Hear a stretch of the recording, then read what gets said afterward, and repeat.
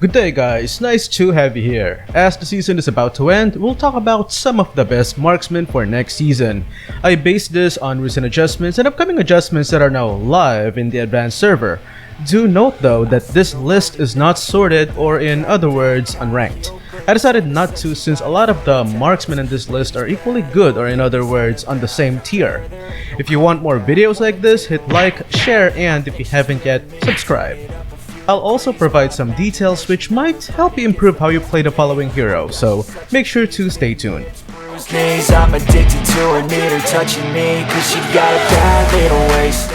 Clint is a complete marksman. He can deal burst damage, has pretty good power scaling, and has a skill that allows him to root his enemies and create distance at the same time, which makes it a good defensive and defensive skill. Unlike most other marksmen, Clint can still be very effective even if he only has 2 to 3 physical damage items.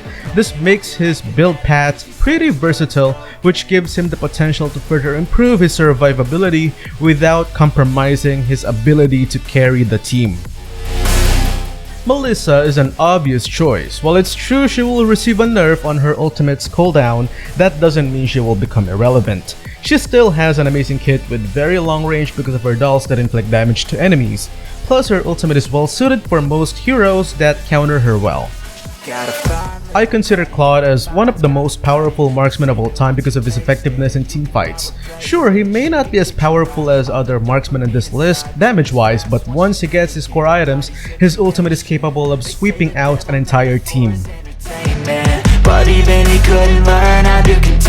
Kimmy is a powerful marksman. Some people just don't realize it because they can't seem to master her basic attacks mechanics.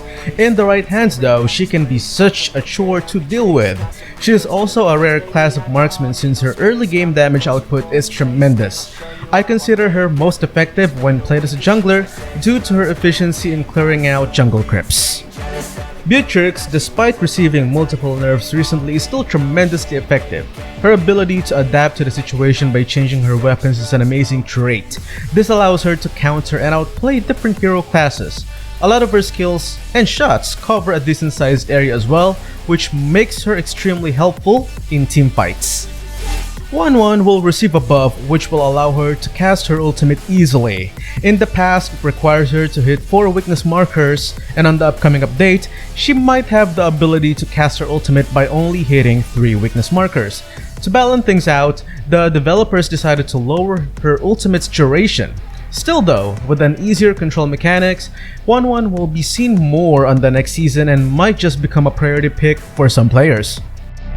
Moskov has been resting for a long time, and after Inspire received the buff, his relevance in the game has been tremendous. His blink skill, which provides a temporary boost in attack speed, works so well with Inspire. In fact, he's one of the few heroes who can reach the maximum attack speed of 5. Same with some of the heroes on this list. Not only does he have a blink skill with a short cooldown, his second skill is one of the best in the game as well due to its ability to knock back and stun enemies. Yi Senshin is on our list yet again. He's just very versatile and can be such a headache when played by someone with a strong macro gaming sense. In my opinion, he's best played as a jungler, and his ultimate should be used strategically in order to foil gank attempts from the enemy team or when engaging major objectives such as the turtle and the lord. Popple and Koopa is a very versatile pair. Currently, they also have the most number of control effects in a marksman hero. Heck, they have more control effects than most other heroes. This is what makes them great. While it's true Popple doesn't have a dash nor blink skill, but it is still very difficult to get close to him as long as he is in the right hands. His traps are very useful as well for providing vision. Place it in bushes and see your enemies cry just because they can't gank you.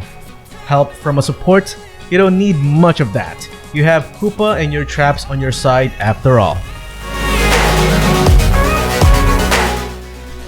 Roger scales very well even on the early game. He also has great survivability. Not only does he have decent mobility, he can also gain temporary immunity in wolf form using his first skill. He's like an assassin, only a bit more beefier. Playing him in a jungle in my opinion is the only option. That concludes our Mobile Legends hero list for today. If you'd like me to upload more videos for other roles, consider leaving a like, share, and if you haven't yet, subscribe to the channel. Stay safe everyone. Peace.